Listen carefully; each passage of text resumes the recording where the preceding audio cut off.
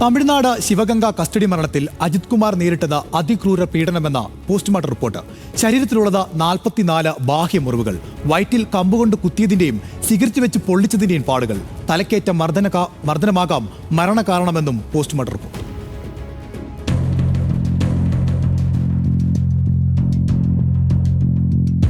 ഒരു തെറ്റും ചെയ്യാത്തതിന്റെ പേരിലാണ് ആ 27-കാരൻ അന്ന് 18 മണിക്കൂറിലധികം കസ്റ്റഡിയിൽ കഴിഞ്ഞത്. താൻ ഒരു തെറ്റും ചെയ്തില്ലെന്ന് അജിത് കുമാർ ആവർത്തിച്ചു പറഞ്ഞിട്ടുണ്ടാകും. അടിക്കരുത്, എനിക്ക് വേദനിക്കുന്നുവെന്ന് പറഞ്ഞ് നിലവിളിച്ചിട്ടുണ്ടാവും. പക്ഷേ അതൊന്നും അവിടെയുണ്ടായിരുന്ന പോലീസുകാർ ചെവിക്കൊണ്ടില്ലെന്നതിന്റെ തെളിവ് കൂടിയാണ് പോസ്റ്റ്മോർട്ടം റിപ്പോർട്ട്. ശരീരത്തിലുണ്ടായ 44 മുറിവുകളും ആ 18 മണിക്കൂറിനിടെ നേരിട്ട ക്രൂരമർദ്ദനത്തിന്റേതാണ്.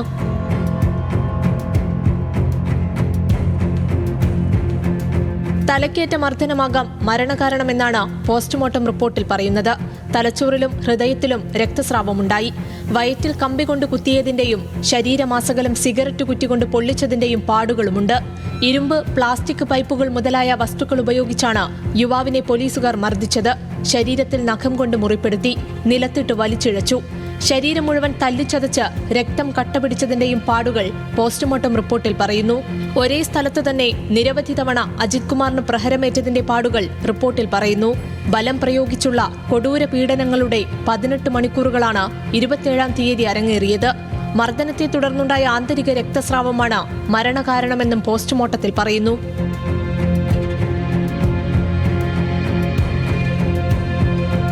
കഴിഞ്ഞ മാസം 27-ന് ക്ഷേത്രത്തിൽ ദർശനം കഴിഞ്ഞെത്തിയ ഒരു സ്ത്രീ കാറിലുണ്ടായിരുന്ന തന്റെ സ്വർണ്ണാഭരണങ്ങളും പണവും നഷ്ടമായി എന്ന പരാതി നൽകിയതാണ് സംഭവങ്ങളുടെ തുടക്കം.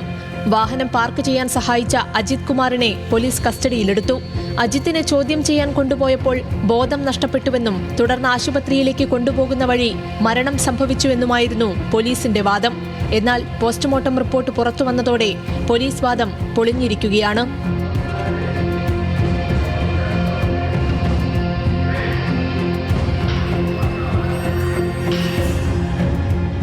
National desk, news Malayalam.